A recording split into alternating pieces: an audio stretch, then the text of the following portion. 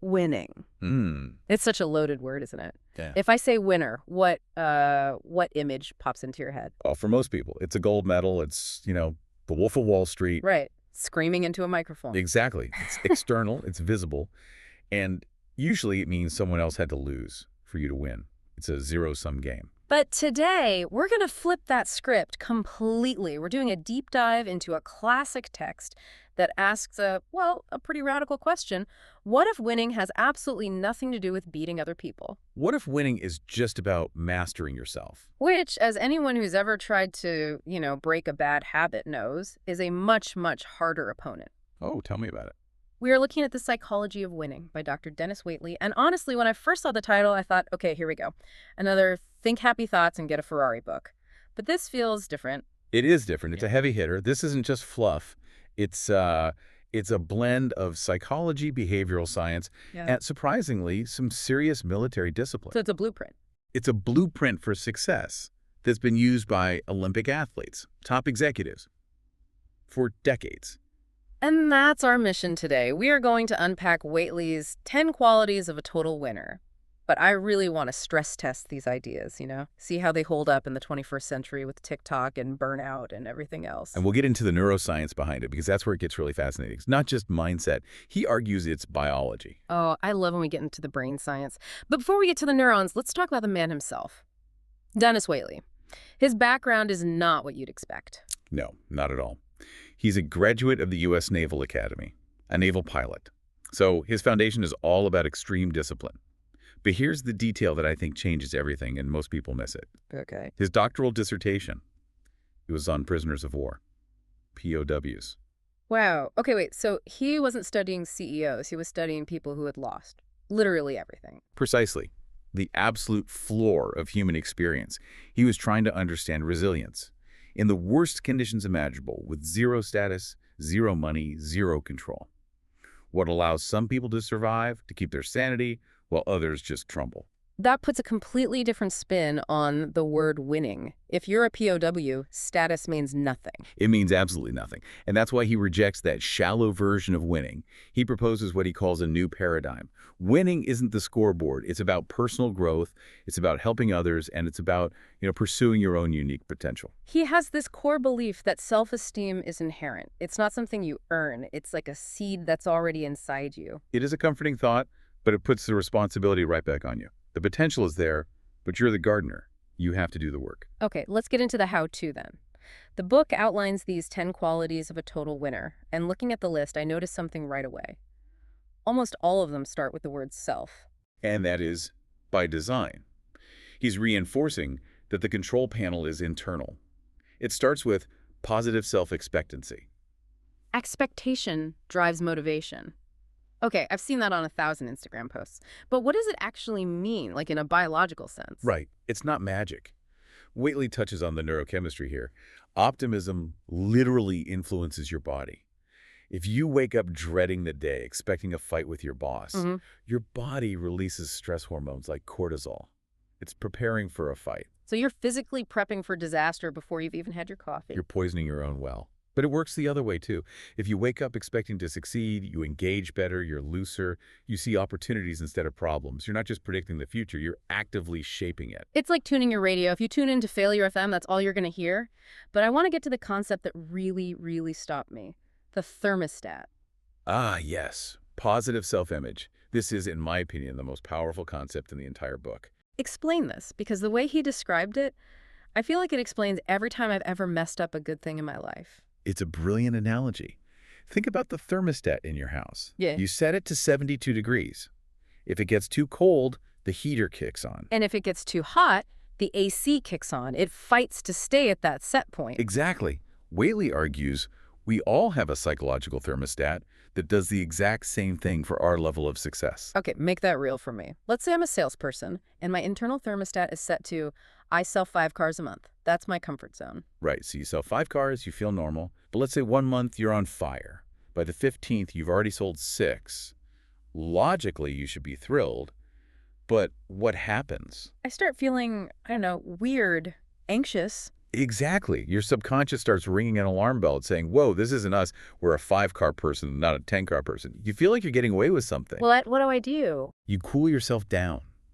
You subconsciously self-sabotage. Maybe you stop returning calls. Maybe you take a really long lunch. You will do whatever it takes to drag your performance back down to that 5-car setting where you feel safe. That is terrifying. We literally punish ourselves for doing too well if it doesn't match our self-image. Yes, because the brain craves consistency even more than it craves success. The only way to break that cycle isn't just trying harder. You have to reset the thermostat. And how do you do that? Just stand in the mirror and yell, I am a 10-car person. I mean, you could, but he'd suggest something deeper. The tool is imagination. You have to vividly, and I mean vividly, imagine yourself performing at that higher level. You have to normalize it in your mind before it happens. So you're tricking the thermostat. You're recalibrating it. I love that. Okay, so we have this internal thermostat, but today we have this massive external thermostat too, right? Social media, Instagram. It's a battle. And Waitley's newer material actually addresses this. He calls it the digital persona. Which is so easy to create. You filter your face, you edit your life into a highlight reel. Your online self is a total winner, while your real self might be, miserable. And he warns that this is incredibly dangerous. It erodes trust, not just other people's trust in you, but your trust in yourself. You know you're faking it. And trust, once it's broken, it is so hard to glue back together. Exactly. So authenticity matters more than a polished profile. Real character can't be faked. The truth eventually comes out. So to build that real character, he talks about the 4 legs of values. I thought this was a really solid framework. It's a great diagnostic tool. The first leg is a sense of belonging. We need human connection. Which is funny because social media promises that but rarely delivers. 1,000 friends, but no one to help you move a couch. Correct. The second leg is a sense of individual identity, knowing what makes you you, separate from the group. That's a tough balance. I want to belong, but I want to be me. That's the human struggle right there. Then leg 3, a sense of worthiness. This is the heavy one. He talks about overcoming negative childhood conditioning. Yes, those old tapes we carry around. What do you mean by old tapes? What does that sound like in an adult's head? It sounds like your 3rd grade teacher saying, you're just not a math person, or a parent saying, people like us don't run companies. They play on a loop in the background, undermining you. You achieve something, and that little voice says, you don't deserve this. So we have to record over those tapes. And the 4th leg? Sense of control and competence. This comes from small victories. You don't start by trying to climb Everest. You start by climbing the hill behind your house. Those little wins build belief. This connects back to that idea of private victories before public victories. You can't be a public success if you're a private mess. And that's the perfect segue into the inner winner and the limits we put on ourselves. Waitley makes a fascinating point here. Humans impose much stricter limits on themselves psychologically than their bodies do physically. I think I know what you mean, but can you give me an example? Sure, age, that's a physical limit. I'm never going to play center for the NBA. But most people stop way before they hit a physical wall. They hit a mental one. They say, I'm too old to learn a new language. Or I'm just not a creative person. Exactly. That is a psychological barrier, not a biological one. And the science on neuroplasticity backs this up completely. Okay, neuroplasticity is a bit of a buzzword. Break it down for us. What's actually happening in the brain? Think of your brain like a snowy hill. Every time you have a thought or do an action, it's like a sled going down that hill, carving a path. A groove? A deep groove. Uh-huh. If you take that same path every day for 10 years, it becomes packed ice. It's your habit, your routine. And it's really hard to steer out of it. Almost impossible. But neuroplasticity is the discovery that no matter how old you are, you can always carve a new path. It takes effort, sure, but the brain physically changes. So we are not stuck with the brain we have at 25. Not at all. But you have to work it, challenge it, take a different route to work, learn a new skill. That keeps the brain plastic. I want to clarify something, though. When we talk about self-esteem, I think some people picture that guy at the party who's just loudly bragging about himself. Is that what Waitley means? No, and he is very clear on this. That's bravado. Bravado is noise. It's a shield for insecurity. True self-esteem is quiet confidence. It's humility. It's good hygiene, actually. Bravado is noise. I like that. It's the difference between the person who tells you how rich they are and the person who just quietly picks up the check. Precisely. Okay, let's get to chapter 5. A winner by choice. This is where the rubber meets the road, and honestly, where I struggled a little. He calls life a do-it-yourself program. This is all about personal responsibility. Hmm. He draws a really sharp line between choice and chance. Winners make informed choices. Losers just take chances. They hope for the best without preparing. It reminds me of that saying, luck is what happens when preparation meets opportunity. Waitley would 100% agree. He's very critical of entitlement. You aren't entitled to success just because you showed up. Hard work is still required. Okay, but I have to play devil's advocate here. When I read Life is a DIY program, I can't help but think, well, some people start with a fully stocked workshop and brand new power tools, and some people start with a broken hammer. And that is the crucial friction point. That's the main limitation of this philosophy, and really most self-help from that era. You can feel a little pull yourself up by your bootstraps. Exactly. If you tell someone facing systemic discrimination or extreme poverty that winning is just a choice, you're ignoring a huge part of reality. So is the book wrong? I wouldn't say wrong, just incomplete. Personal accountability is the engine of change. You have to believe you can change your life. But we also have to acknowledge that for some people, the hill is much, much steeper. So it's a piece of the puzzle, but not the whole picture. Right.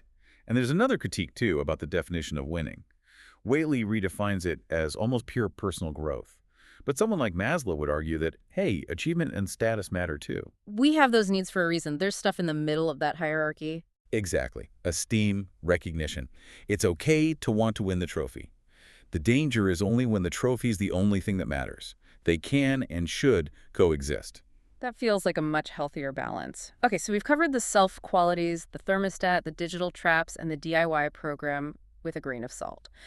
But we always like to leave listeners with something they can do today. What's the practical application? He suggests focusing on the bookends of your day.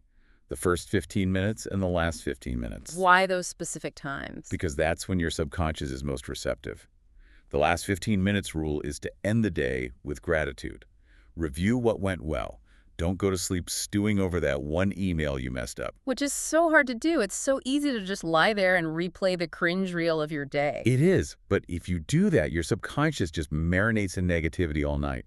The first 15 minutes rule is to start the day with positive self-expectancy. And this is where most of us fail, spectacularly. Oh, absolutely. What's the first thing 90% of people do when they wake up? Grab the phone, doom scroll, check work emails. Right. You wake up and immediately inject cortisol into your eyeballs, and then you wonder why you're anxious by 9 a.m. Waitley says you have to guard that 15 minutes like a fortress. Visualize your day going well. Set your thermostat before the world tries to mess with it. Control the bookends, and you have a better shot at controlling the middle. Precisely. I love that. It's actually actionable. So to recap, winning isn't about beating the competition. It's about resetting that internal thermostat so you don't self-sabotage. And it's recognizing that while you don't control the world, you do control your response to it. That sums it up perfectly. We're going to leave you with a final thought to chew on. We talked about life being a do-it-yourself project, but we also acknowledge that we all start with different tools. So here's the question. If winning is a DIY project, take a hard look at your current blueprint. The plans you're following for your life. Which parts of that blueprint did you actually draw yourself? And which parts were just handed to you by someone else, your parents, society, that you've just been following blindly? Maybe it's time to grab an eraser and redraw a few lines. Thanks for listening to The Deep Dive. Go out there and reset that thermostat. See you next time.